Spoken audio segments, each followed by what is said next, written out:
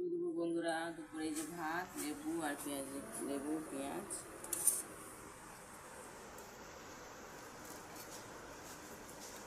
আর আছে কি বলতো মা? মাছের তেল।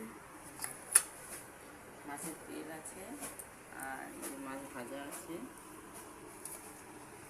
আর আছে এটা কি বলতো, কচুর শাক। এটা ডাল দিয়ে, মুগ ডাল দিয়ে কচুর শাক বানিয়েছে। আর আছে এটা, এটা জানিস না কি বলতো?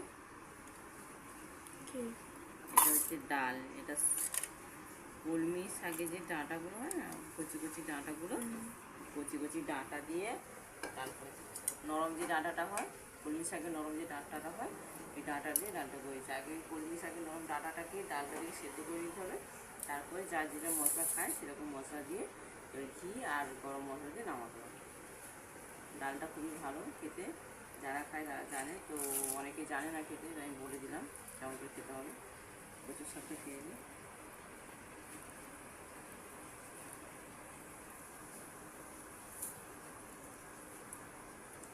ভালো হয়েছে।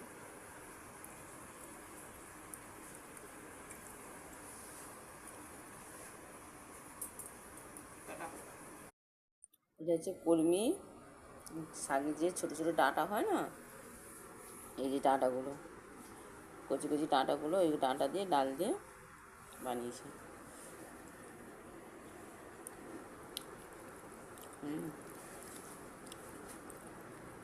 খেতে ভালো হয়। তো বন্ধুরা, তোমরা বানিয়ে একবার খেয়ে দেখবে।